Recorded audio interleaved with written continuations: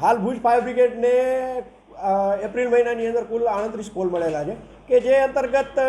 ગ્રામ્ય વિસ્તાર, ભુજ શહેર વિસ્તાર અને ગાડીઓની અંદર આગ લાગવાની ઘટના, પછી મકાનની અંદર આગ લાગવાની ઘટના તથા એસીની અંદર આગ લાગવાની ઘટના બનતી હોય છે કે જે અત્યારે ભુજ ફાયર બ્રિગેડને એપ્રિલની અંદર 38 કોલ આગના મળેલા છે. એપ્રિલ મહિનો તો હજી એમ સમજો હજી તો પૂરો થવાને હજી 1 દિવસ બાકી છે. ત્યાં સુધી અમને અત્યારે કુલ 38 કોલ મળેલા છે. જો જેવી રીતે કહીએ કે અત્યારે ખૂબ તાપ પડી રહ્યો છે, હવે એ તાપની અંદર જે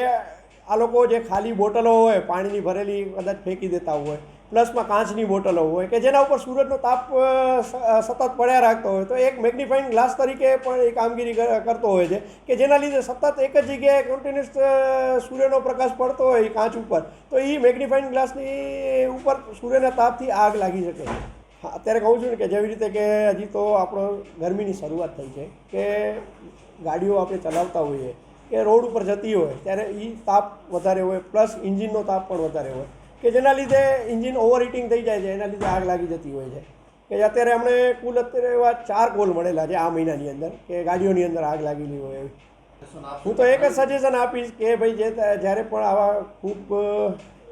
તડકો પડી રહ્યો છે ત્યારે તમે જે ગાડીઓને રનિંગ કરાવો છો તો એનામાં થોડીક વાર માટે ગાડીને રેસ્ટ આપો કે જેથી ગાડીનો ઇન્જિન થોડીક વાર માટે ઠંડો થાય અને પાછી આપણે ગાડીની રનિંગ કરાવી શકીએ કે જેનાથી ઇન્જિન ગરમ ન થાય અને ઓવરહીટિંગ ન થાય અને જેના લીધે આગ ન લાગે.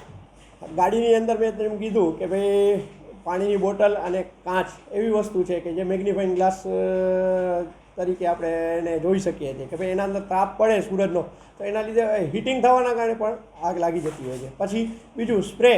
આપણે જે બોડી સ્પ્રે છે એ પણ ગાડીની અંદર ન રાખવા જોઈએ કે જેનાથી આગ લાગી શકવાની સંભાવના વધારે રહે છે. પ્લસ લાઇટર કે જે અમુક જણા જે સ્મોકિંગ કરતા હોય તો ગાડીની અંદર લાઇટર પણ રાખતા હોય છે, તો લાઇટર પણ એક આગ લાગવાનો મુખ્ય સ્ત્રોત ગણી શકાય.